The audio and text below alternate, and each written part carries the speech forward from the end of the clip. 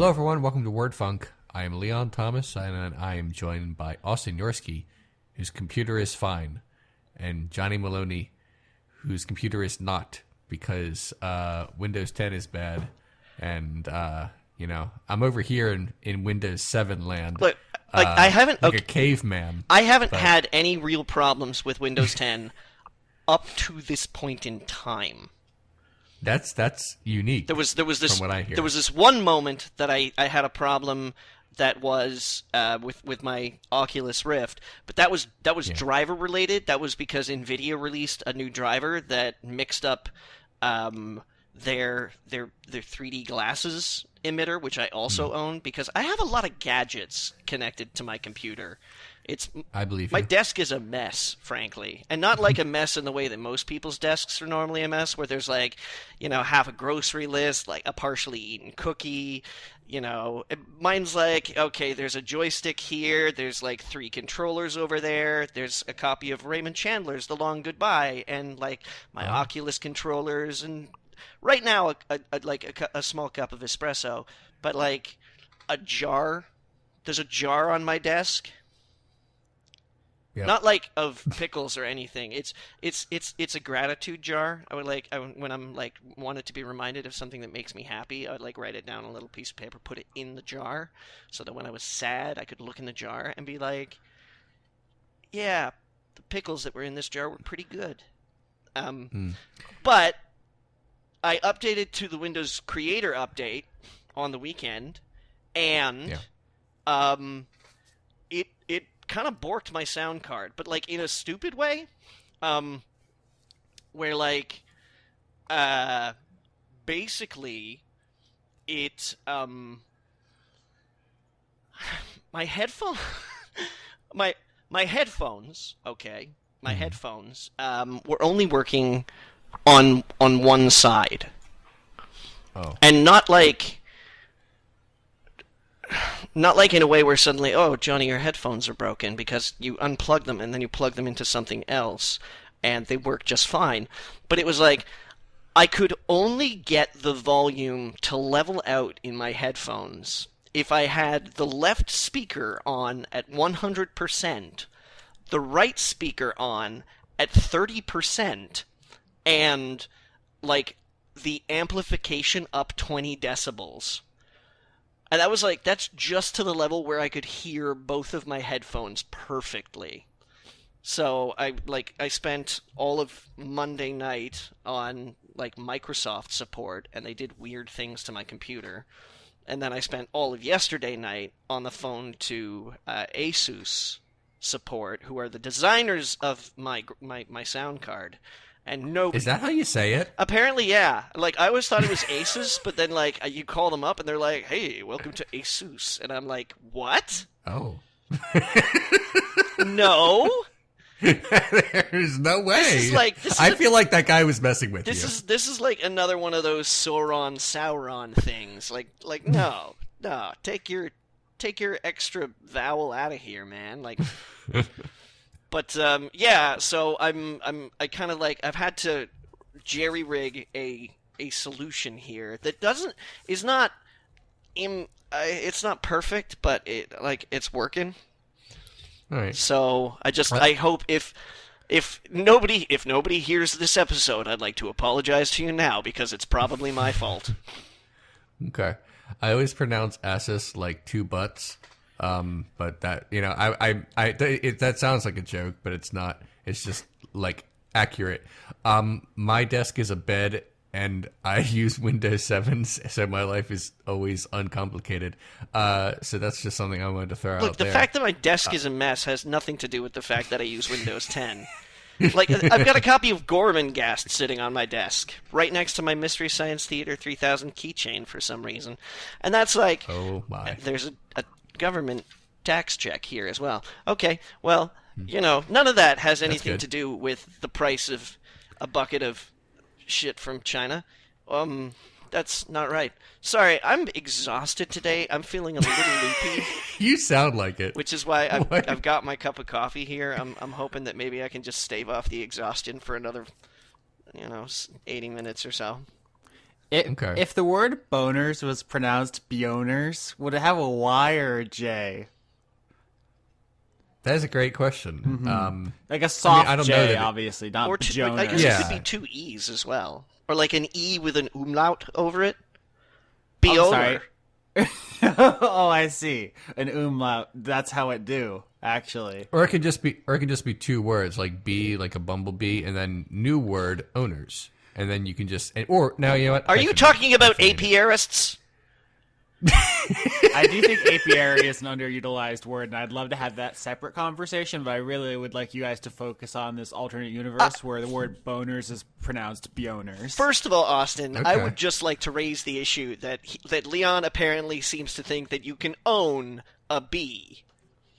Look, I'm just saying that legally speaking you can, but that doesn't mean like morally speaking you can. No. Just, you know. You can't own a bee. You can care for bees. You can provide Right. bees a home. But if that bee wants to fuck off, that bee is going. Like, that bee could be like, that bee being fuck you, and just off to, I don't know, Louisiana. Or some Off shit. to its I don't know. off to its Airbnb.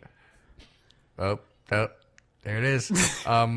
We've enslaved bees, haven't we? I mean, that's why all honey happens. Oh, by the way, it's Rosh Hashanah, so that's relevant. That's neat that we brought it around. Intentional. Okay. Yeah, absolutely. So I have a few things I want to say. First, I'm not going to talk about. Oh, this is also bee related because it's about Bumble, a dating app. What? How did we do this? Oh, it's the Bumble update. All right, let's go. Or as I like to call it, the bum date. Yeah, that comes oh later. my. There's not much to say. I just want to say very briefly that I found my favorite profile. It has no description and only one picture, and it's of the Obama family. Apparently it's like, and it doesn't like say, like pretend to be Barack Obama or any of the Obamas. Her name is apparently, Katie, and Katie is just all of the Obamas. And I either this is like the most elaborate and pathetic catfish of all time, or the Obamas en masse want to date me, and also they prefer to call themselves collectively Katie. Wait, so Did you match with the Obamas? I did not. No, they just came up. I swiped left because I was like, didn't have. I don't believe this picture. You know, where's the bio? That would be, you know, that would be a pretty awkward first date as well. It would, because I mean, if she shows up and she's not for people, the first thing I'm gonna say is like, well, wait a minute, where's the rest of you, and also all of you? But also, if she showed yeah, up and she was for people, that would be awkward in a very different way. It would. If all four Obamas showed up, I'd be like, this is weird, for so many reasons. Would you, if all of the Obamas in the Obama family were of legal age and were interested in you, would you date them as a collective? No. That's not. that's racist. I mean, that's like the not funny answer. The not funny answer is that like I don't want to date more than one person at the same time. That's just not my thing. I'm not comfortable doing that. I'm not like shaming anyone who does it. Like, go do like be, you know, whatever. You said be again. Enjoy all the flavors, I guess. But personally, like I just don't have like the fortitude for it, or the how do I put this? Enough hands. I don't think I could be polyamorous, because I would be like, yeah, I guess it's like the standard, like I would be like just a little too envious of someone else's time. That wouldn't work for me also. But specifically, I would not date the entire Obama family, or whichever ones are of legal age, because again, like I feel like that's a lot of baggage right there. I would, but I just want to spend time with Barack, you know? It'd be a grift. I would string the family along so I could learn from him and just kind of hang out with him and be his bud. I guess. I just feel like that would give me a lot of attention that I don't need right now in my life. You know, like you can't just date Barack Obama and also Watch his me. wife. Try to stop me, Leon. And have it be like really casual. Like Barack Obama does not go on to Bumble and says, just looking for something casual. My family might come along, by the way. BTW, this might be weird. I don't know, man. I don't know their deal. Yeah, well, look. Look, I really feel like, and I could be totally wrong, but I really feel like the former president and the former first lady are probably like just like a couple who are like a normal couple outside of the fact that they're super famous. I really don't feel like they're like the Frank Underwood, you know, like, oh, we're gonna find like a security guard to fuck. Spoilers. Kind of couple. That's the one thing I know from that show. So that's that. I didn't realize this conversation was going to go on that long. I thought it was like a one thing that was going to be over in 5 seconds, but I'm glad we spaced it out. I have other things to say, but I feel like I went first, and now I should throw it back. If any of you have like a topic, go right ahead. Have you guys seen or heard of this Amazon show, Comrade Detective? No. Both. Like, I have not seen or heard of it. I think I saw an ad for it, and it was a really big name actor, and I was like, huh, weird, I haven't heard of this thing, and then I never thought about it again. Yeah, so I watched it. I watched it earlier this week. It's a 6-part, 1-hour television show. And let me lay down the premise for you. The catch is Channing Tatum presents Comrade Detective. All right, so what they would have you believe, this is the conceit of the show. Okay, the conceit of the show is that Comrade Detective was a very, very popular TV show in Romania in the early 1980s, when it was still part of the Soviet bloc. And the wall came down, the Iron Curtain parted, freedom was bestowed to the world, and Comrade Detective disappeared. Like, nobody could find it for love nor money. But Channing Tatum was this hardcore fan of Comrade Detective, and he made it his life's mission to track down Comrade Detective and bring it to American audiences. So, what it really is, right, is a television show that was shot in Romania, using Romanian actors in the year 2016, pretending to be a 1983 television show. It was then, sent to America, where actors such as Channing Tatum, Joseph Gordon-Levitt, Nick Offerman, Daniel Craig, it's quite a list of actors, dub the voices over the characters. Now, I went into this thinking that it was going to be like a super goofy,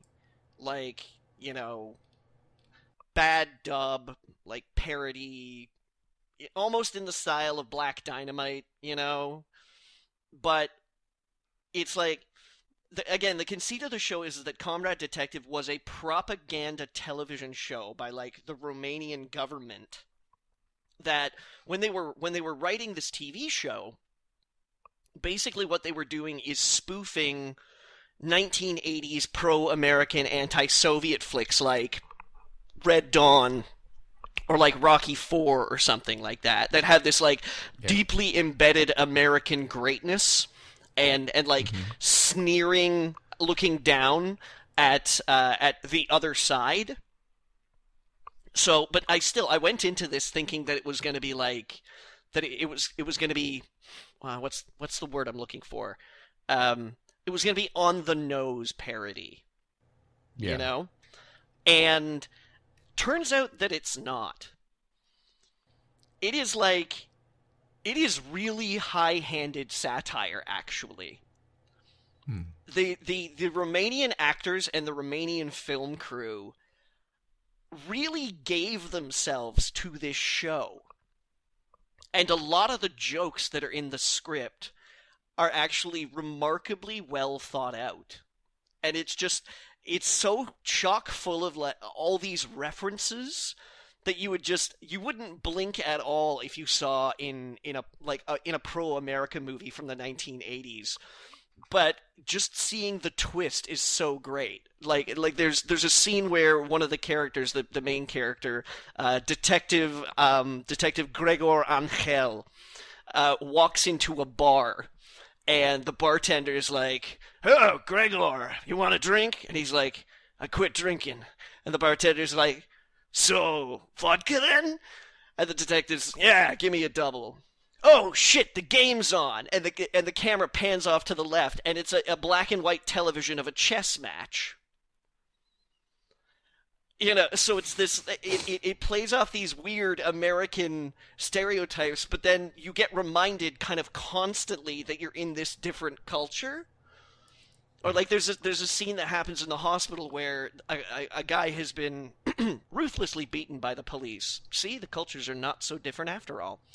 And he's unconscious, and one of the detectives is trying to get fingerprints from him, right? And this doctor walks in, and he's like, "Hey, what are you doing here? You can't be in here." He's like, "Just getting fingerprints. I gotta know who this guy is." And the doctor says, No, you've got to get out of here. This man needs to rest. He needs to recover." And the detective goes, "Yeah, well, what if he doesn't recover?" And the doctor says, "What? Are you joking? This is Romania. We have the best healthcare in the world. Get out of here." It's Yeah. I watched these 6 episodes, and there's this whole subplot involving the American embassy, and somebody is smuggling in Pepsi and Jordache jeans that they first see and refer to as Jordaki. It is a remarkably funny show, but never goes for the low-hanging fruit. I really enjoyed it. It was a really kind of refreshing, but it's so funny too, yeah, because the Romanian cast and crew, they really gave themselves to this show. It's sort of remarkable for that. I quite liked it. I'm into it. And now I kind of want to watch it. I looked it up, and there are only 6 episodes, so it should be pretty easy to get through. Yeah, I pretty much watched it all in a night, more or less. Oh, okay, that's cool. All right. But check it out. It's something else. It's very different. All right. I watched a bad TV show called The Orville. Oh, yeah. Because Johnny said he was going to watch it, and I was like, I don't want to watch this, but I should watch it just so I can talk about it with Johnny. Yeah. And then I watched the pilot, and look, hate is a strong word. But I feel like, you know what? It was so much of nothing that it was hard to hate. And it basically, like, The Orville is not a parody of Star Trek. It is a self-unaware parody of sitcoms. It uses, like, really tired, like, sexist cliches, like the toilet seat not being up if you're, like, a woman, and like stuff like the premise is like a joke about sitcoms. Like, there's a starship captain, and his first officer is his ex-wife. Oh no! What kind of shenanigans will they get into? It's like it's an SNL sketch where the joke is that it's bad. I can't really argue with that. Yeah, I watched it, and basically the opening scene is this really tired cliche. A man comes home and he hears something in the other room. It's just barely audible, but as soon as it happens, I'm like, oh, what's going to happen is he's going to catch his wife with another man, because that is a thing that constantly happens in movies and television. Whenever a man comes home and hears anything in his house. And then that is what happens. And then we cut a year later, and the Admiral character says, "We're giving you your own ship.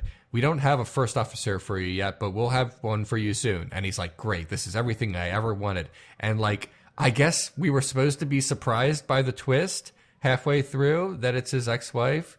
And then it happens, and there are no laughs to be had at all. But it's also, because of things like this, it's also just kind of embarrassing to watch. like I'm watching it, and like, do you know it's bad? Is the joke that it's bad? And based on everything that Seth MacFarlane has ever done, I would say that no, the joke is not that it's bad. The joke is that he thinks these jokes are good. So I think that's a fair assessment to it. There's, I don't know. The only good thing about it, really, for me, is that the actress who plays Cassidy Yates from Deep Space Nine is in it, and I think she's great, and I'm glad that she's getting work and stuff. But beyond that, I just think it's very, very bad and not funny. And there was there a pee joke? Yes, there definitely was a pee joke. And then the show ended, and I was like, I never need to watch this again. I refuse. And that's basically what I want to say about it. It's not really a full review. It's just more like a lot of emotions that I'm spewing out of my mouth hole. I can't say that I argue. I can argue with you very much. I feel like Seth MacFarlane's best work, and I know that a lot of people are going to sneer and say, "Oh, he has good work," but he has done some funny stuff. You know, like a lot of people just say that he doesn't care about Family Guy anymore, and that he's just phoning a lot of stuff in these days. Sure, whatever. I'm not here to debate that, but I feel like his best work is revolved around his love of old pop culture, his love of like canny sitcoms and formula and like cliches and things like that. But it takes that and it kind of winks at it. You know, like it acknowledges that the formula that it's taking from and that it's borrowing from is old and tired, but in a kind of familiar, friendly, like not in a friendly kind of parody way, right? I feel like that's the best stuff that he's done, like early Family Guy and things like that, which just played off of this whole old school 1980s sitcom, All in the Family, style of people just kind of being together and getting into shenanigans, but then the shenanigans just being so kind of like weird and out there and unacceptable and strange that it parodied its own structure in a kind of way. And I was really hoping for that from the Orville. I was really hoping for it because I know that he's a huge Trek fan. And even, I think it's Brannon Braga is like an executive producer on the show. So I was really hoping there was going to be this awareness, this kind of like winking at the camera kind of, hey, do you get it? Do you get what we're kind of doing here? But there wasn't. And like all that kind of came out the other end of that was just this, oh, okay, so it's just like, instead of winking at the thing that it is, it just was the thing that it is. And that just, it kind of fell flat. I am probably going to watch like maybe one or two more episodes because...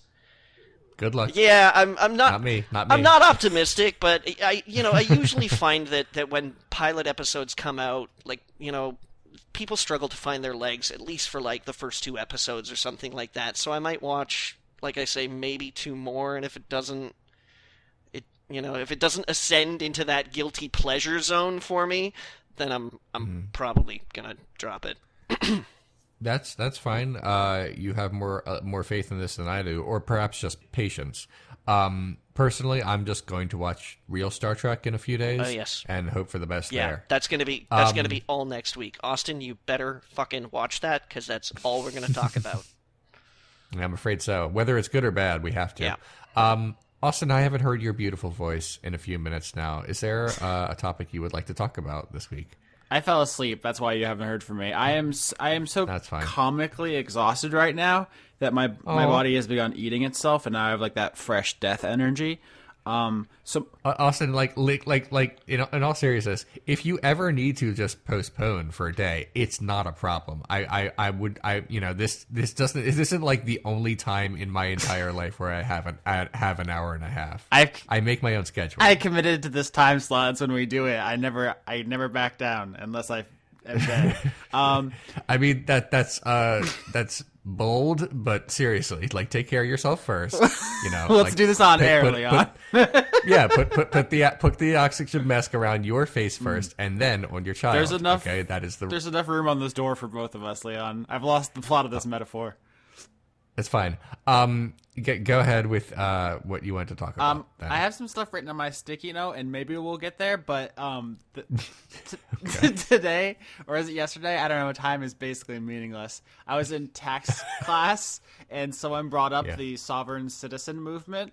Free man on the land. God. Yeah. And I felt like it was time for us to circle back around to that because we brought it up once, and I feel like we didn't really do the topic justice. So I guess it's so rich. There's so much to talk about. It's so rife for ridicule, and it's such a delicious thing to talk about. Just the egotism in it. Mm-hmm. Yeah, there's a lot to get into. Basically, someone who declares himself the free man of the land, just like is basically like freebasing libertarianism. He's just gone too far. So in the context of my tax class, basically the way it came up was that the income tax is a thing that pretty much every country has, or every country worth living in. But actually in America, it has kind of a weird history where it was declared unconstitutional by a court case in the late 1800s, and so we had to have a constitutional amendment to make it legal. But some states and people find that they believe that constitutional amendment was not enacted properly and therefore is invalid, and therefore income tax is not valid, which is not a legal platform on which there is room for you to stand. no court would ever agree. That's a hill you're going to die on. It's not like it's not a case of like, wow, what a hill to die on. It's like, no, if you go on that hill, you're gonna die. It's not so much a hill as it is a yawning void from which no one returns. But the way our tax professor talked about it, and he is a trip. That's probably another thing. I feel weird talking about like human beings who haven't consented to being featured on this show. But he is quite a character, and he basically talked about it as like there's a couple different kinds of these people. Some people who just think, oh, this is a way to maybe make some more money. Who cares? I'll try it. There's some people who are like disgruntled finance people, like former IRS agents who think that they can game the system, and then there's people for whom this is a deep ideology. And those are probably I find those the most entertaining. Also the most dangerous. Those are the kind of people who, like, for instance, take over federal land with assault weapons and point them at police officers and face no consequences. Yeah. Yep. So that's a thing that really happened in our country and we all just forgot about. Anyway, so the thing is, income tax is legitimate and important and valid, and you should pay it. But there are people who don't think that's true, and that's really just a subsection of a larger thing. There's people who believe that like sheriffs are technically the highest legal authority above even the president because of a quirk of American voting stuff. It's not even worth getting into because it's like arguing with flat earthers, right? Like they have what they think is evidence, and you can't win with them, and they think that's meritorious to their argument. Like, oh, you can't argue with me, huh? Like, but it's just like, no, because you're playing checkers and I'm trying to play chess over here. We're not communicating because you don't acknowledge facts as being as valuable as your opinions. Anyway, now I'm just kind of ranting about philosophy.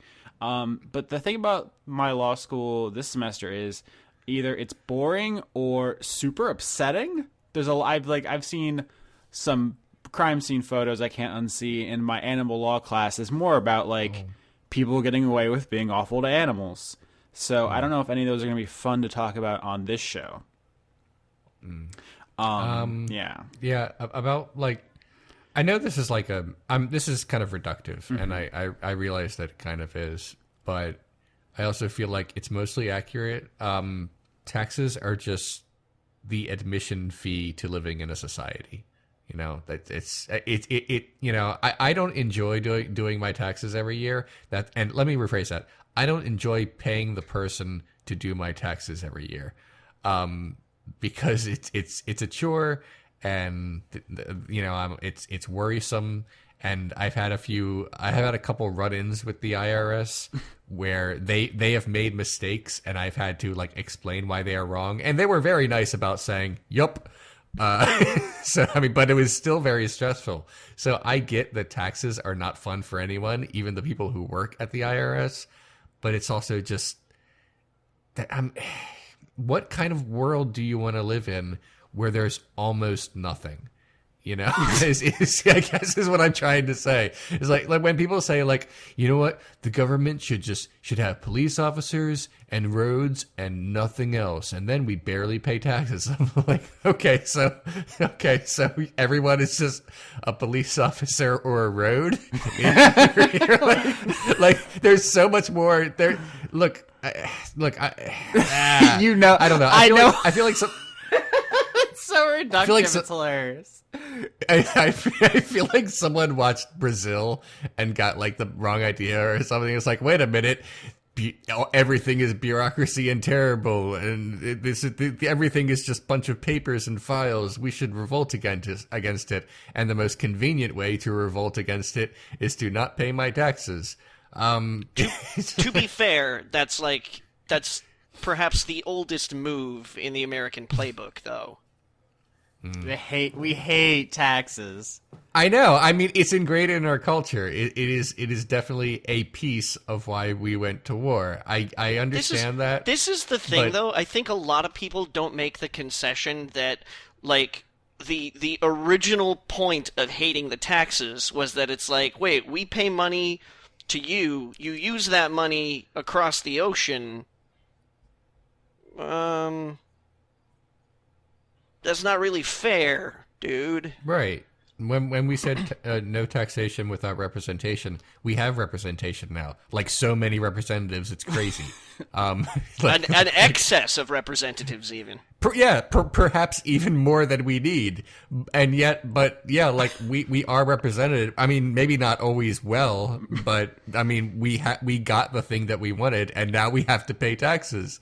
It's like, what do you want? What do you want, America? Hot takes God. on our legislature. It's funny studying taxes though, because it kind of lays bare how base most of our like instincts around these things are. Just how it just comes down to selfishness. Like we use so much ideology and so much like gesturing towards other notions when 99% of the time it comes down to money. And I feel like I say this a lot, but like just some concrete examples. So there's different situations in which marriage can affect your taxes. Usually people think about it as a benefit, but there's also penalties depending on how close the two spouses' incomes are. I'm not going to bore you with math. The point is sometimes it can be beneficial to be married and other times not. So what people, or I guess should I say straight people, were doing for a long time was getting married, and then when tax season came around, they get divorced for a day so that they would not be married during the time when they would be penalized for being so, and then get remarried the next day. And this was going on for a while, and there was like a couple that got famous for doing it, and eventually the IRS went after them and blah, blah, blah. But it's this That seems like a huge hassle. Yeah, it's how much could they possibly have been saving that it was worth the rigmarole, and also just the devaluing of the concept of marriage, which I have been led to understand is very important to straight people. Yeah, but not as important as not paying taxes. It's not as important as money. Yeah, weird. You have to defend the sanctity of marriage unless it costs money. Although, speaking as someone who was previously married, although the economics of being married are complicated on a day-to-day basis, and I won't get into all of that, I will say that it was beneficial, at least during tax season, to be married. So that's a plus. So but that's not why we got married. It wasn't a scam. But here's the thing: is that people will talk out of one side of their mouth and say that things are important to them, but with the other side, as soon as that belief will cost them any money, they will fucking jettison it into deep, dark, black space to avoid paying taxes. Unless it has to do with particularly decorated cakes. Yeah. Apparently that is like, no. I don't know. Yeah. Sorry for the politics. So, I think I said a couple weeks ago that I was going to try to be more positive on this show, and I'm failing already. Let's see. Sticky note. Oh my gosh. I finally watched Age of Ultron. I know the takes on that movie are so cold, but the thing I could add to the discourse, as it were, is that I maybe was the last person to see it, and as such was viewing it in a post-milkshake duck world for our friend Joss Whedon, which I think lent the film a very creepy vibe. Maybe it's just me. Feel free to jump in here, but it was roundly criticized at the time for like a plot where Black Widow was like, I can't have kids and I'm a monster. And obviously that wasn't, intended to be like obviously there's context and stuff, and that the controversy didn't take into account. But watching it, knowing that Joss Whedon is kind of a creepazoid, that I feel like that paints that in a different light. Do you guys have any like retroactive Joss Whedon feelings or Ultron feelings in particular? Well, in terms of that line, I think, look, I don't want to like defend the line because it was bad, and I want that to be very clear. What I will say to it is I think it was a line of ignorance more than being malicious, but I don't think that helps because the consequences are still the same. I could see it as being in good faith from a lot of people, but with the milkshake duck and then plus like the leaked Wonder Woman treatment he did, which is also weird and creepy. Like you get enough lines, you get enough points where a line is formed, right? Like coincidence and then pattern. It could be, but when I watched the movie, and she said that she's a monster, I had two thoughts. I'm like, oh, she's referring to the fact that in her assassin academy, she was made an assassin, and not the fact that she can't have children. And then my second thought was, she said it in like the same sentence though. So that's what it fucking sounds like. It's not a particularly deep literary technique. It's called a parallel. She was drawing a parallel between the two things, and there was a running motif of people believing they're monsters, including the Hulk and the Eastern European twins or whatever. It's like it's a pretty surface level, shallow middle school writing. So it wasn't a good line, and it should have been removed from the first draft. And somehow made it through all the cuts and filming, but yeah. Looking back, look, I don't want to play judge, jury, and executioner of Joss Whedon, but yeah, I mean, looking back on some of his work, here's the thing: it's like people always said like Buffy had a lot of strong female characters, and it did, but at the same time they were all like, how do I put this, the way strong female characters sounds on a superficial level. Strong like female characters trademark, term. Buffy is a strong female character and she is literally strong. She is physically strong and powerful and beautiful. I feel like the first couple of seasons of Buffy, though, don't suffer the thing that apparently Whedon is guilty of. Is like when he got popular and powerful, he like became kind of like corrupted by it. Like that's his explanation in the apology to his wife. He's like, I was so powerful, I could just my wiener couldn't be stopped. It's like. But when he started, like, right, no one knew who he was during the good seasons of Buffy. Those made him the super wiener monster, which affected everything after. I don't know, maybe that's like pop psychology, retroactive hindsight vision, but that's my read on it. It's very possible. Like the thing about like looking at his back work here is that I'm gonna give him the benefit of the doubt and assume that there was a shift in his thinking. And if not necessarily like his deliberate thinking, then certainly his subconscious thinking about what he could get away with, you know, about the value of the relationships in his life. And I guess by attachment to that, the relationships to how he saw his relationship to women as a group. And I don't know when that shift would have happened, but it does explain some hinky things that kind of happened, you know, like the season of Angel when Cordelia becomes a villain and, you know, gives birth to bad God. You know, yeah, so there are some things that looking in hindsight I'm kind of like, does that have extra weight now? Is there a tanginess to this drink that I didn't notice before?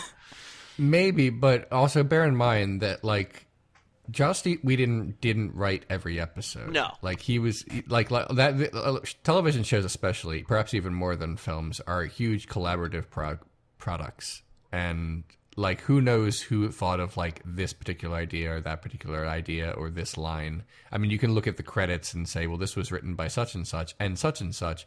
You don't even know who was the script doctor now, like, for example. So it's hard.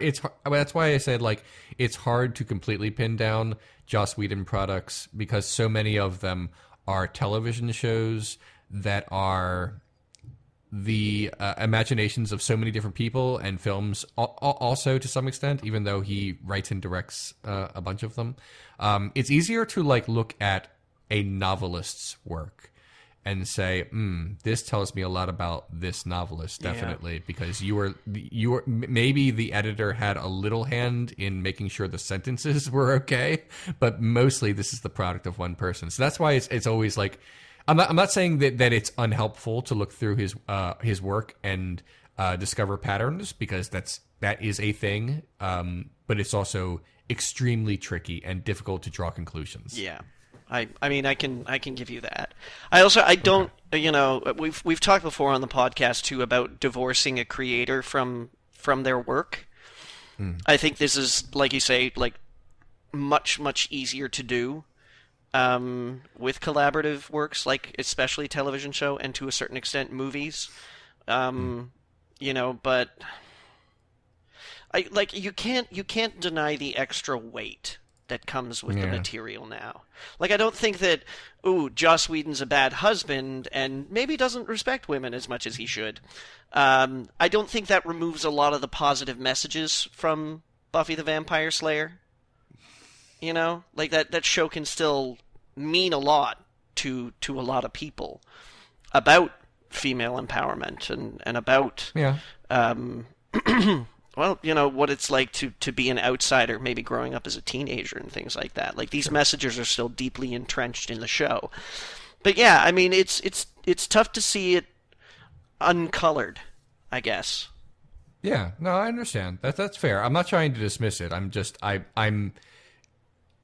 There's also the question that I have, which is like, well, you know, exactly how much of my business is this? I mean, you know, can I look at the man's movies and TV shows and say, yeah, these are examples of good entertainment and good art, even if maybe he's a bit of a scumbag. I don't know.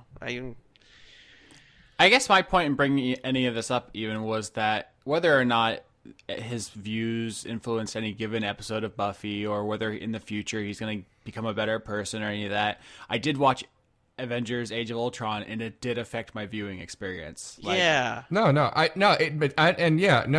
absolutely get that, because that that definitely does affect my viewing experience of a lot of movies and all kinds of things. It certainly has colored my ability to enjoy Johnny Depp films. Yes, that is certainly true. Although there have been other factors in that gumbo for a while. Yeah, That's true. know, But I do not want to watch any movie with him in it. That's I think I just don't want to at all now. It's like, it's gross now. The Murder on the Orient Express movie that's coming out that Kenneth Branagh is in. I was looking at that cast. I was like, ooh, Yeah. ooh. Right. I'm not going to see it, and I'll be perfectly honest. The main reason I'm not going to see it is because of that. It's just too much. I mean, yeah, Joss Whedon, didn't keep his dick in order. That's one thing. I mean, but in fairness, like that's like half of guys, But It's Johnny Depp old is just news.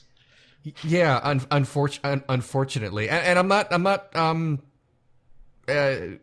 saying it's okay. No I'm absolutely defense not. of this, but we are kind of numb to it. Yeah, that's all I'm trying to say. But there's just no comparison between like being kind of a shitty husband at times to being a violent criminal and also just kind of getting away with it. Yeah. Yeah, so that's just what I wanted to throw out there as well. Like, Johnny Depp? A couple of months ago, I saw a newspaper article. He was in Vancouver to do some filming, and apparently he got dressed up in his Captain Jack Sparrow outfit and went to the BC Children's Hospital and cheered up a bunch of kids. Yeah. And I couldn't even look at that. Yeah. I couldn't even look at that without being like, "Oh, Johnny, oh." Don't let your kids near Johnny Depp, everyone. All right. Anything more to say on this topic? Not on this topic specifically, although I did watch something else, which has kind of got me thinking, and they're related. I'm kind of curious, Austin, though, before we continue on here, I just want to say, cold take on Avengers Age of Ultron.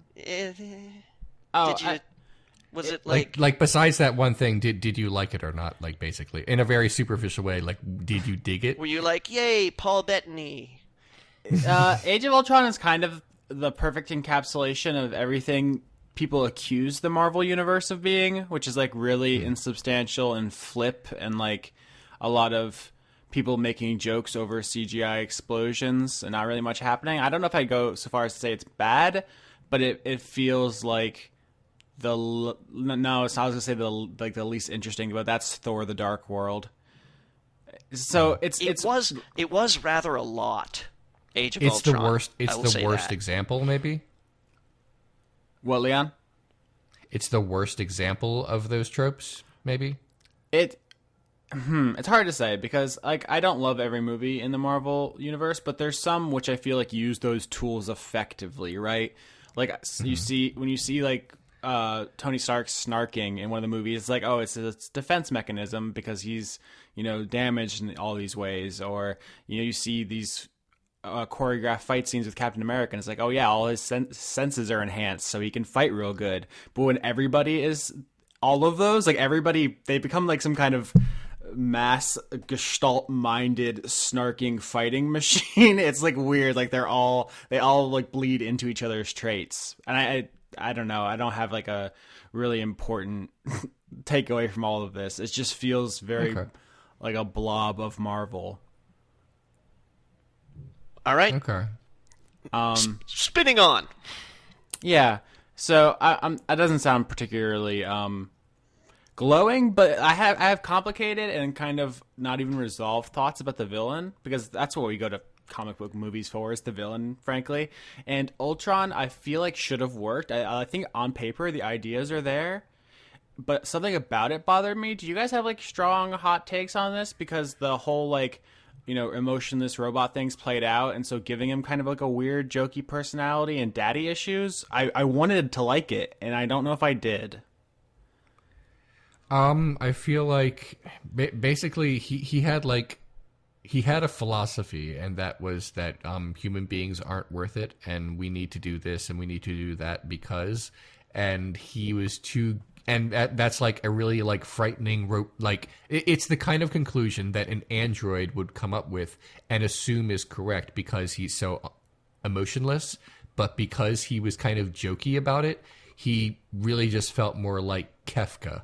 But I like Kefka. I know, me too, but that's a video game, and I'm watching a movie, and I expect more than sprites. I guess I have an antagonist quote Kefka in the episode of Dice Funk that comes out this week, the one that won't be airing at the time of this release. And I don't know if anybody on the call got it, and I'm waiting to see if anybody in the listening audience does. I'm very excited about that. But what I was gonna say about like linking Ultron to another topic is I just caught up on The Walking Dead for reasons which are so far beyond me that I can't even begin to imagine them. And the villain, Negan of The Walking Dead, I think he's popular. Like I see his like a bat on like Hot Topic merch, so someone must like him. But I have very similar feelings where it's I like the actor. I like Jeffrey Dean Morgan. Oh, he's incredibly charismatic, but people think he's very sexy. That too. But I think people liked the character even in the comic book, and he's very much like Ultron in the sense where it's like he's this very physically dangerous character who injects humor in inappropriate times, and there's something about it on paper where you're like, oh yeah, he's dangerous, but he has this unpredictable element, but he's like also sometimes makes good points. They're actually like weirdly similar, and I watched them both like really close together, and I just don't understand what works about Negan, or to most people I guess, that didn't work about Ultron. Maybe I'm just drawing like weird comparisons that only make sense in my head, but I've been thinking about them as very similar in terms of like the writing, not necessarily like the performances, obviously. Okay. I sort of feel like Ultron's character was like really underdeveloped, and I don't mean in the sense that we could have learned more about this killing android thing before the movie ended, but I mean like that he was really underdeveloped. They just took it on faith that the audience would understand. Like they just were like, oh, he wants to kill all people because he's a robot and he decided humanity wasn't worth it. We just had to intuit that. It doesn't really like they don't do the work to establish that. They're just like, you've seen movies, right? Yeah. Well, at the very end, he has a conversation with the Vision to that end where they try to like talk about whether or not human beings are. So I can't remember all of this movie, to be honest with you. It was, as you put it, insubstantial in some ways, to the point that I can't even remember everyone's motivation. Yeah. But yes, I remember like Ultron and the Vision having like a brief philosophical conversation, and I'm like, okay, this is what he's about. But that happens like pretty much at the end. Yeah, it's the very end. He says they're doomed. You know that, right? And Vision says yes, but they're beautiful. Basically, and then he shoots him. Something like that. But it's just like, yeah, A, it came at the very end, and B, it's like, you didn't really add anything to what I've seen with those tools before. I guess is my thing. But okay, I don't know, does Negan work for you? I know you don't watch Leon, but I think Johnny, you're aware. I stopped watching Yeah. so long ago. I've seen enough. I haven't watched, like, what season are they just about to air? 8? I've lost track of the numbers. I just know it by the wherever they are. I have not yet watched the one prior to this, but I have encountered Negan, and I was gonna say as a counterpoint to Ultron, because like Ultron kind of shows up, and there's something really childlike about his motivations, where he's just like, this isn't fair, time to kill everything. Negan kind of comes as a complete character. Like I believe in the things that he wants. Mm-hmm. You know, I believe that he believes in the things that he does. Exactly. They both have this thing where they're like, listen, it's only logical. Ultron's like, you guys are going to destroy yourselves. I have, this is the way it's going to work out, so I have to take these steps. And Negan's like, listen, there are rules. We need to have order. Rape is bad.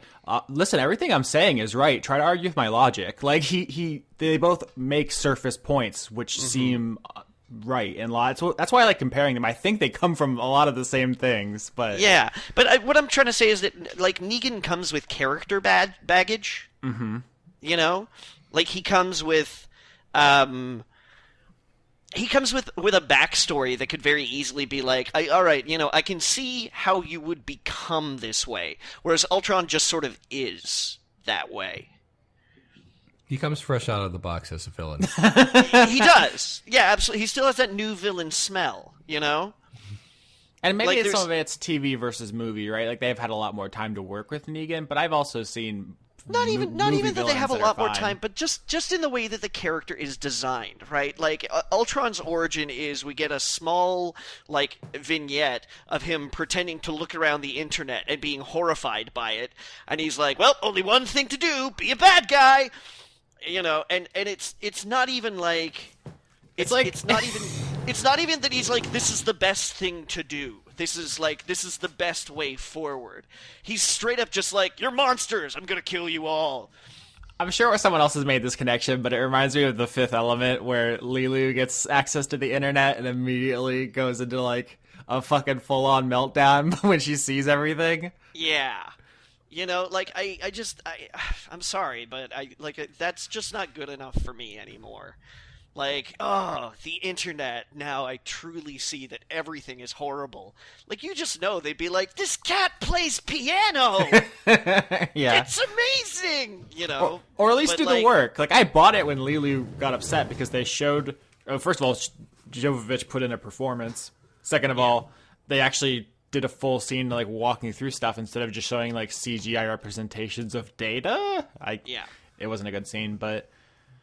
So when I say that Negan comes with character baggage, is that it's sort of like, I can imagine that a regular person, confronted with the zombie apocalypse, and whatever traumas might actually ensue from that, I could be like, yeah, I buy it. Like, I buy that you exist, as a concept, at least, as a person who would... emerge from these experiences. Like he comes not quite like fresh out of the box, but preformed with a bunch of things behind him that I think lend his character a little bit more believability. And I want to say like a little bit more completeness, right? He definitely feels like there's more there. Ultron feels like all they do is kind of allude to stuff, and I guess I just didn't buy it. I don't know. It's hard to articulate in an intelligent way, but like I saw what they were going for, and I said, "Nah, I don't buy it." Like I feel like kind of a shallow jerk, but I didn't get there. They didn't bring me in. It's one of the reasons why the Sherlock Holmes stories only work because they're told from Watson's perspective, is that any attempt to actually show the thought processes of something that is supposed to be like super advanced and just like way above natural human intelligence, and people are going to have exactly that reaction that you had. No, I don't buy it, because it has to be way too clever for people to actually just be like, oh, I get it. Which is why I love... Maybe that's why that show Sherlock is just a real big piece of shit. Yeah, I'm just saying, I love seeing people dunk on his mind palace scenes. That was a thing for all those gifs going around of like him like seeing words flowing around his head and then just like doing weird Minority Report gestures. Yeah. That was kind of like a small homegrown artisanal meme, just in certain circles. Yeah, those were some bad choices. It's a bad show. I'm ready for questions if you guys are. I have so much more, and yet it's a shame. We started a little late, but you can go ahead. Yeah, we did. I've got more time if you guys want to. Oh, I may have publicly shamed Hulk Hogan into deleting some of his tweets, so that's a thing that happened this week. Are you taking credit, or are you just in the vanguard of the movement? In all seriousness, I have no. I may be correlating some data that it might not have been me, but he said something really shitty, and I called him on it, and it got lots of like tweets, retweets, and likes and whatnots, and Love them like whatnots. very short. Oh yeah, and shortly thereafter he deleted them and kept talking about it, but in a less hostile way. Basically, he said he's basically doing the misery contest where he's like calling anyone who is currently without clean water a crybaby because like at least you're not dead from the hurricane. Because we can only care about one thing at all times, and if you care about anything else, obviously your priorities are misplaced and you're a garbage human being. Yeah, I hate. Look, it's not. I can understand like someone saying like, oh, my latte isn't great today, and finding that to be such a minor issue that if you make a big deal out of it, then maybe that's going too far. Okay, fair enough. But like people need water to live. So it's like it's kind of over the top to like call them crybabies for being like disaster victims.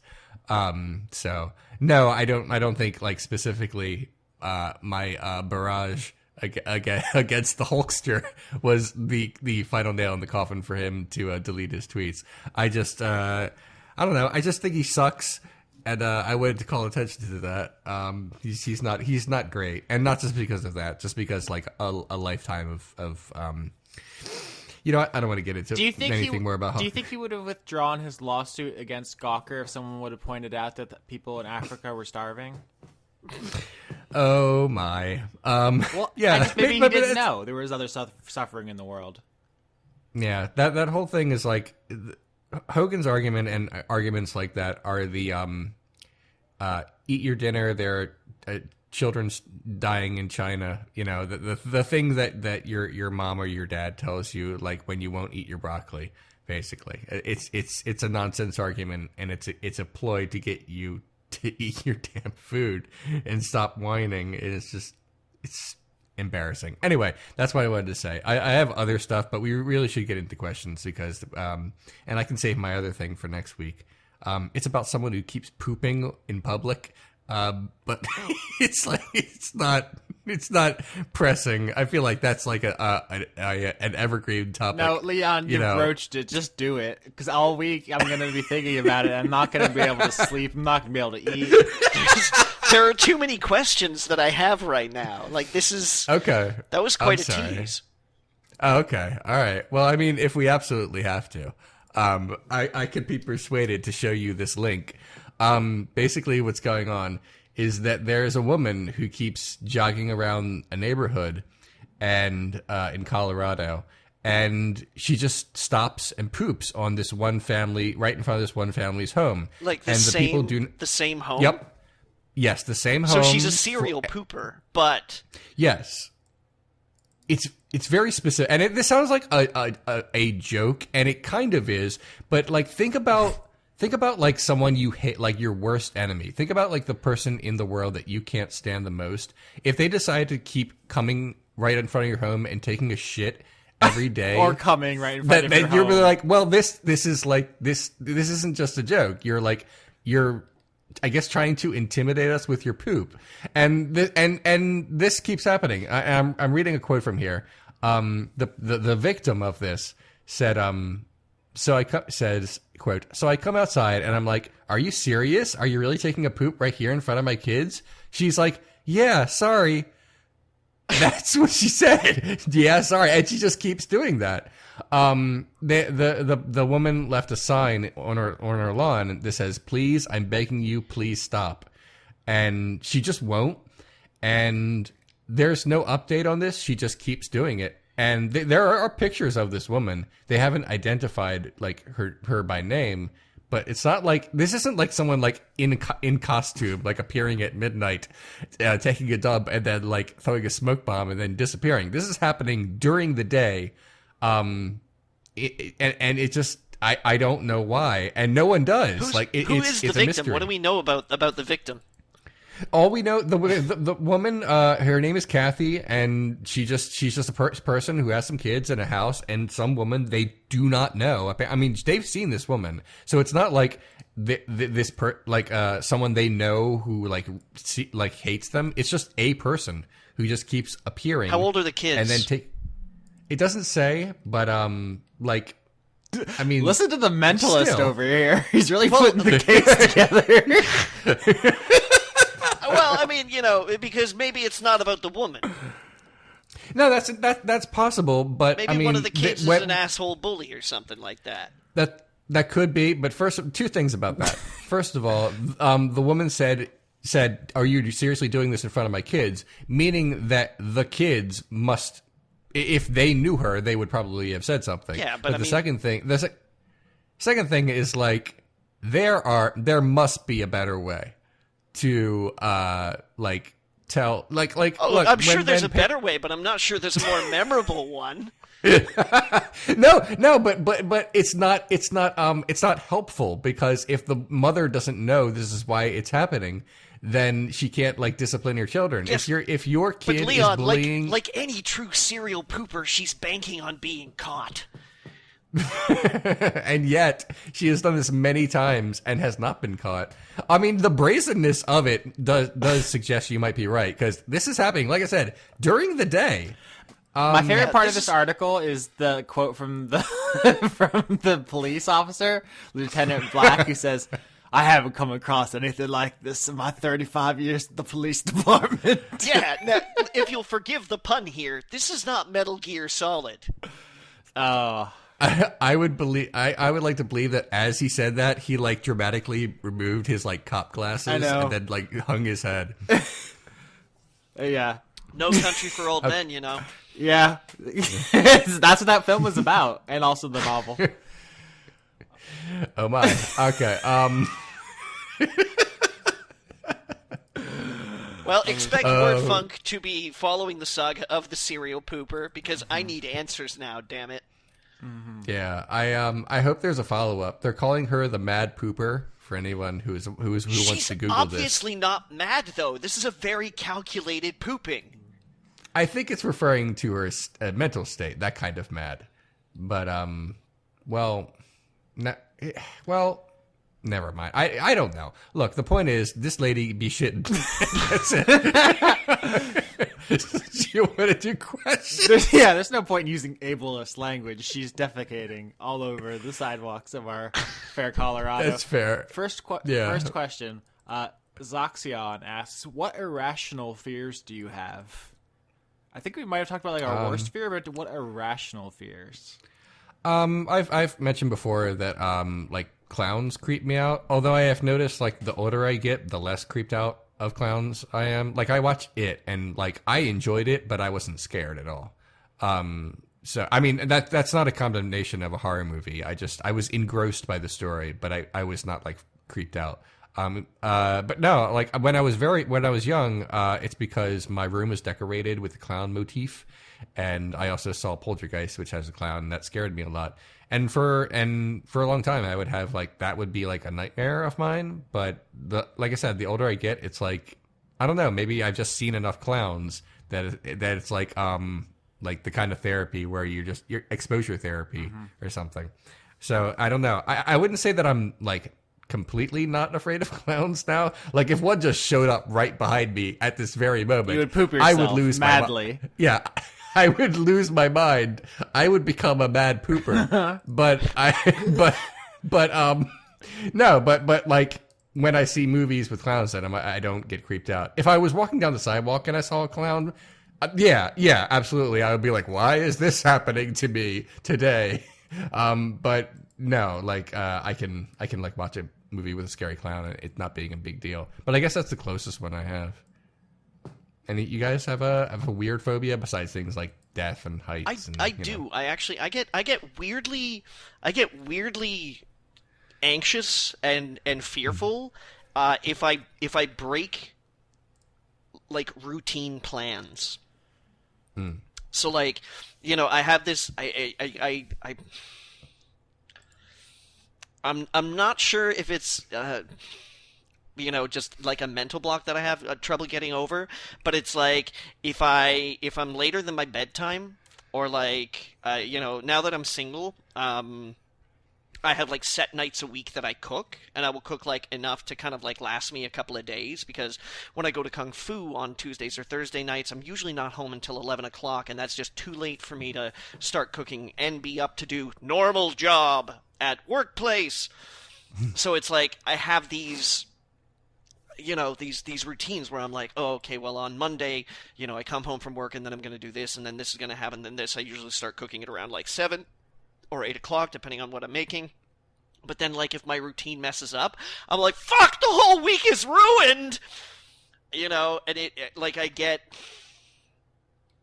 I get irrationally worked up about, like, the state of my life. And, like, I feel like I've ruined everything. And it takes me a minute to be like, whoa, you're going to bed 45 minutes later. Would you chill the fuck out? So I catch myself doing it all the time. I do. Like if I don't meet these goals that I set out for myself, then I just get like really, really anxious about what's next. Like now everything is ruined. What am I going to do? Am I going to starve to death tomorrow? No. But I just it drives me over the edge. I get really I think I've talked about this on the podcast that I catastrophize things. So like when just small details about the way that I live my life don't match up to my plans, it leads to like the worst thing ever. I'm going to default on my mortgage. They're going to kick me out of my house. I'm going to lose my job. I just learned the word catastrophizing from from Laura on Dice Funk. Our show has become about prison abolition and mental illness. By the way, in case you stopped listening to Dice Funk, it's a lot.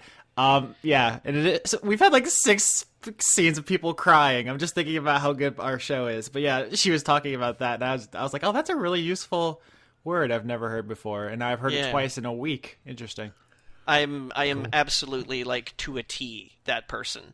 So just like, but it's funny because it only has to do with like small details about my life. Like if I have a busy day at work, it's no problem, But if I go home and I realize that I've forgotten to defrost something for dinner, which happened to me on Monday, I was like, my life is over. Jeez. Yeah, it's like that's rough. I don't know what it is about like those specific things that sets me off, but it does. Those things do. All right. Okay. Austin, do you have one? Yeah, I was all ready to talk about my irrational fear, but the more I think about it, it might be rational.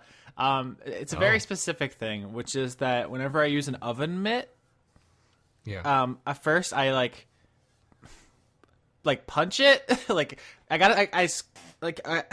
there's no way. What? There's no good way to describe this. You're worried about spiders. Inside of it? Yeah. Okay. Yeah. Exactly. 100% yes. Oh, okay. I thought you meant like inside it. Like, come on, you jam your hand into it. You mean like make sure there's nothing else in it. Spiders specifically, and first I was like, yeah, the chances of that are low. It's irrational, but like I actually woke up like 2-3 days ago, and I was just face to face with a spider. There was just a spider in my bed looking me dead in the eye, and I was too tired to get up and do anything about it, so I literally just closed my eyes and was like, oh, this is how I die, this is how I die. I went back to sleep. No, when I was living in Texas, one of the most important things that you could do before you put your shoes on was to shake them out, because you wanted to make sure there wasn't a fucking scorpion in there. Yeah, that's why I'm thinking it's actually not that irrational. I know someone saw me do it once, and they treated me like I was being a weirdo. But it's not. Depending on where you live, it's pretty reasonable, I think. That's fair. There's a lot of spiders here, guys. There's so many spiders. Yeah, I'm not a fan. So Cyretha asks, Leon, do you think Corey Graves will remain on both commentary teams? If not, then who do you think should replace him? Parentheses, wrestling. Yeah. I think we could tell. Yeah. A guy on who used to be one of the commentators on SmackDown named John Layfield. He's just an awful person, and he, in addition to being an awful person, he sort of came into conflict with management a few weeks ago because it was about scheduling, and when they caught what he was doing that he shouldn't have been doing because he wasn't showing up at the place at one time or something. He basically just quit and claimed that the reason he was quitting was to do more charity work. That is not it. He just came. He's just a liar and a big piece of shit. But anyway, when he left, everyone was like, "Oh, cool! Now we'll get one of the lesser commentators to finally be brought up to the big time." And in fact, what they did was they made one of the guys on Raw just do double duty on SmackDown instead. Do I think it's permanent? I mean, looks like it. I would have preferred if Renee Young had been brought up, but then it's like, it's hard to explain to people who don't watch this, because commentary teams need a dynamic, because one of them should be a good guy and one of them should be a bad guy. And if they brought up Renee Young, everyone would be the good guy. And Corey Graves is sort of like the sniffling shit character. So I guess it makes sense in that respect. I think it'll stay. Yeah. I don't have like a punchline. It's just, yeah, he's fine. That's it. Yeah. Everyone's good. Silent Wind of Doom says, would you rather never see more Half-Life as it can't live up to the hype, or feel that any conclusion is better than the current cliffhanger? Which is, I assume, inspired by the recent, or semi-recent, it's been like 3 weeks at this point, kind of, leak isn't the right word, a writer on Half-Life who has left Valve published a gender-swapped, basically, synopsis of what Half-Life 2 Episode 3 was going to be, and the internet kind of, pieced together what was going on in it, and people are saying, they're like, oh, we have the rest of the story now, even though we don't. That it resolves the cliffhanger we have and gave us a new one. But so what do you guys actually think about the Half-Life cliffhanger? We talk a lot about Half-Life 3, or we used to, I guess, when we talked about video games, Half-Life 3 existing or not existing. But would you rather just not have it at this point? I have no strong feelings about video games. Go. That's a safe position. Sorry. Yeah, I'm sorry. I didn't. I played a little of Half-Life 1 and a little of Half-Life 2, and none of the episodes, I guess, afterwards. So I'm not the person to ask about this anyway. Yeah, sorry. I'm of the opinion as a writer that any ending is better than no ending. Mm-hmm. It is irksome to think that somebody responsible for a creative property is fine just it being like, oh no, and that's it. Like it doesn't end. It just doesn't it doesn't continue. And I mean, I recognize that video games are a different storytelling medium than basically any other storytelling medium that we have up to this point in time, but that it is still a storytelling medium.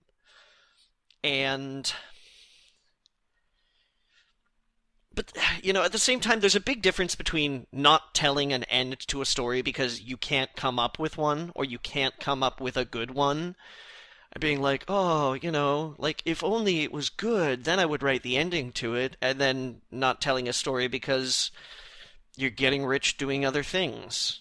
Like, Valve is a company, They're not a struggling writer who's like trying to make their name in the world by like inking the world's best first-person shooter. It's just it's not what they are, So as a writer, I'm like, no, I mean, you should finish what you start. As somebody who's familiar with company structure, whatever. I would rather see an end as a consumer, but that doesn't mean they're going to make it. So I don't expect them to, but if they do, I won't be surprised. Yeah. Two things real quick on this is that, one, I think it's kind of whack how Valve basically employed the most talented writers in the entire industry and did nothing with them for like 10 years. Essentially doing nothing but lowering the quality of the video game industry in that time. I think we're going to look back on that and be like, wow, we really just wasted those people in the prime of their artistic output, huh? Except for, I guess, Portal 2, maybe, in that time. Kind of a bummer. And the other is, while Half-Life has an important place in history, and I enjoy those games, the fiction isn't so riveting that I feel incomplete without knowing what Gordon Freeman gets up to next. Like, I'm sure he would have killed a bunch of aliens. It's fine. Like, it's honestly not that big of a loss. Like, I'm sure the writing would have been fine. I would have liked to meet, the next cool dog or whatever. Dog is the name of a robot for those who haven't played Half-Life. But you know what? I'm also getting through my day to day without Half-Life 3 fine. So I'm honestly not even that miffed about it. It's not even like a Duke Nukem thing where it's funny, right? Like Duke Nukem Forever became a kind of a fun joke. Half-Life 3 is just kind of but Duke Nukem Forever was funny because they were always like, "It's coming, any day now. That was going to be the best thing you've ever seen." Oh, we went out of business. Oh, but that didn't stop them. Yeah. We got a couple questions. The one that I see right now is Toshiro Kuru, our question guru, who asked any recent interesting tales from the land of Clam. Longtime listeners know my friend Cam. Actually moved. I think he's still in Tallahassee for now, but he's no longer in a reasonable range to like walk over and just have shenanigans in my house. So I don't know if I'll have any new fresh Cam stories for a while. Oh no, you got Cam cliffhangered? Yeah, basically. See, now I want to see Clam 2 Episode 3 more than I want to see Half-Life 3 Episode 3. I need a conclusion to the saga of Clam. Yeah, don't we all? Okay, another Silent Wounded of Doom joint. Actual thoughts on My Chemical Romance. People dismiss them often, but I thought they were great. Black Parade was genius. I like, I think I liked a few of their songs and then didn't like a few of the other songs. They were fine. Yeah, they got a weird reputation because they were popular with teenage girls, which is a one-way ticket to being shit on in our culture. But they seem like a pretty decent rock band. Yeah. I'm pretty sure I liked a few of their songs. Yeah. I mean, I'm not gonna stand for them or anything, but they're good, I guess. Better? Yeah, why not? Better at comics than at music. Are they? Yeah, the Gerard Way, the lead singer, is responsible for creating Umbrella Academy. I've heard of that. I've never seen it or read it. Well, lucky for you, Austin, Netflix is making a TV show of it, and you will get a chance to see it. I didn't know that. Yeah. That's cool. It's this really weird kind of like think sort of like alternative X-Men. That reminds me, Netflix made an anime starring Jaden Smith. That's all I have to say about that. I haven't watched it, but just throw that into your brain. It's a quirky kind of like indie X-Men kind of thing. It's tough to describe. But I'm looking forward to the Netflix adaptation. And I gotta say, I was not that big a fan of the band, because, my problem was that I was kind of coming out of my goth phase, my industrial goth phase, when My Chemical Romance was sort of hitting the heights of their popularity. So I saw them kind of, borrowing a lot from what had been my subculture for, many years. But then it felt like not really walking the walk, And this was a shitty thing about the goth industrial movement, was that it wasn't enough to show up looking like you belonged. You had to be super legit, And it like gatekeeping. Yeah, and it took me a long time to leave that behind, to kind of get rid of that attitude where, it was just so easy to pass somebody off because they just had a lot of money to spend on leather or whatever, It was a really there was a lot of vapid, awful people in that niche there, and it was difficult for me to appreciate My Chemical Romance because they looked like they were borrowing what they wanted to borrow, but they just they weren't it, man. They were just pretenders. Oh my. I really like that song "Famous Last Words" by them. I think that's pretty good. They're pretty good. Those are my strong feelings, I guess. Other musical opinions. The new Arcade Fire album, Everything Now, came out to pretty savage reviews. I think the fandom pretty roundly rejected it. and I wasn't crazy about it the first time I heard it, but I've been listening to it more, and it's kind of growing on me. Johnny, do you have strong feelings? I haven't listened to it yet. I gotta be honest with you. I kind of stayed away from it when everybody was throwing the word disco around. I was like, do I want to do that to my perception of Arcade Fire? I'm not sure that I do. I think I'd be more into it if it was just a straight disco. I think the thing that's off-putting about it is it's trying to have its cake and eat it too on being a dance record and a socially aware commentary thing, and it doesn't quite nail both, and so it kind of looks goofy. Right. So yeah, I haven't listened to it yet. I still don't know whether or not I'm gonna. It's sort of it hit the same it hit the same zone in my brain that the latest Gorillaz album did, when everything that I heard about it was that one song is great, and like nobody wanted to say anything bad, but like everything good that everybody wanted to say was just so minimalist. I mean, the Gorillaz had some. I think the singles on that were fire. I think the rest of it was, take it or leave it. But the everything now is weird. It's like I see what they were going for. It's hard to talk about music, I realize, but it's just like it has a point, and the point is kind of that like we're in an age of kind of infinite entertainment, and it devalues it, and so it makes that point by having a couple of songs which I think are deliberately bad. Which doesn't seem like a great tact for your entertainment product, but I don't know. Also, the new Queens of the Stone Age album. I think all of their albums are growers, frankly. It took me like 2.5 years just to really get into Era Vulgaris, and like I dig it now, but all of them are they're not readily accessible, but fuck, they're very good when you get in there. And also Just as a quick aside, have we talked about Toast of London on the show yet? It does not sound familiar, so I don't think so. All right, I'll do it. We can talk about it next week. It's just I mentioned that because the Queens of the Stone Age are guests in one episode of Toast of London, and I just reminded of that. We'll talk about it some other time. Continue. Oh, I've been thinking about Queens of the Stone Age. They have a new album. Also, they had the art in it is pretty amazing. They have used the same artist for their last two, not just the covers, but like a bunch of supplemental stuff too. I'm trying to remember the guy's name. It's something Face. Like Bony Face, I think. His art is really good.